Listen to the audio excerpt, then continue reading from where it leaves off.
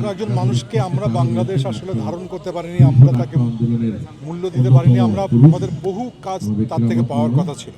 এত মগ্ন শিল্পের মানুষ আসলে আমি জীবনে খুব কম দেখেছি। ঠোঁটে যদি 2টি পয়সা ফুল কিনে হয়ে অনুরাগী, এটা খুব সম্ভবত গোলাম মোস্তফার পিতার লেখা। এই ফুলটা এখনই বলতেন, এই ফুল হচ্ছে শিল্প। এই শিক্ষাগুলো উনি ছড়িয়েছেন, মানে আমি কি বলবো, মানে এত সব্যসাচী প্রতিভা। একমাত্র বোধহয় আমি ওনাকে লিখতে দেখিনি, তাছাড়া উনি সমস্ত কিছু জানতেন। উনি সঙ্গীত নির্মাণ করতে পারতেন, নিজে গাইতে পারতেন। রবীন্দ্রনাথ সম্পর্কে অগাধ পাণ্ডিত্য ছিল তার। শেক্সপিয়ারের প্রথম নাটক টেমিং অফ দ্য শ্রু, যেটা মুনির চৌধুরীর অনুবাদ, মুখর রহমানে বশীকরণ, সেই 67-68 দেখেই তখন টেলিভিশনে প্রচারিত করেছে। এইরকম চ্যালেঞ্জ নিয়ে কাজ করেছে। রক্তকরবীর মতো প্রযোজনা করেছেন, যেটা দেখে আপনারা জানেন যে সত্যজিৎ রায় পর্যন্ত মুগ্ধ হয়ে সেটা বলেছিলেন যে অসাধারণ প্রযোজনা।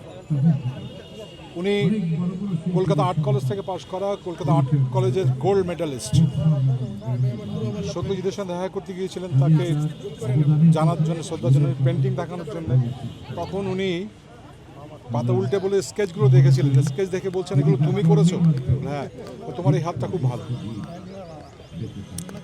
এটা অদ্ভুত ধরনের সাংস্কৃতিক পরিবার এবং মানে বহুধা প্রতিভার একজন মানুষ, যিনি এরকম একজন মানুষকে আমরা বাংলাদেশ আসলে ধারণ করতে পারিনি, আমরা তাকে মূল্য দিতে পারিনি। আমরা আমাদের বহু কাজ তার থেকে পাওয়ার কথা ছিল।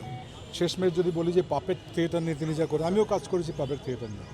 শিশু একাডেমির একটা ছবিতে, সেখানে আমি দেখেছি, পাশে ছিলাম তাকে সাহায্য করার জন্য।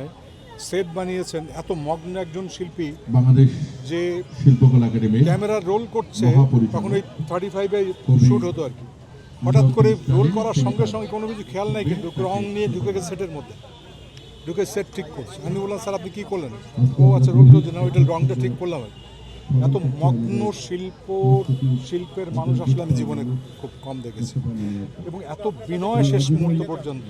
সবাই বলবে, সবাই কালকেই মোশাররফ করিম বলছিলেন যে এত বড় একজন লোক তার সঙ্গে কাজ করেছে একটি নাটকে, দেখে মনে হয়নি যে কোনোদিন এই লোকটা এত বড় শিল্পী, এত বিনয়ী একজন মানুষ। এবং আমাদের নাট্যকেন্দ্রের সঙ্গে অনেক সম্পৃক্ততা ছিল, অনেক প্রকাশন দেখেছেন।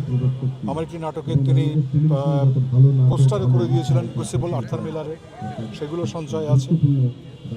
তো একটাই দুঃখ যে এরকম একটি মানুষের আরও বড় জায়গায় যদি পেতাম আমরা, তাহলে খুব খুশি হতাম।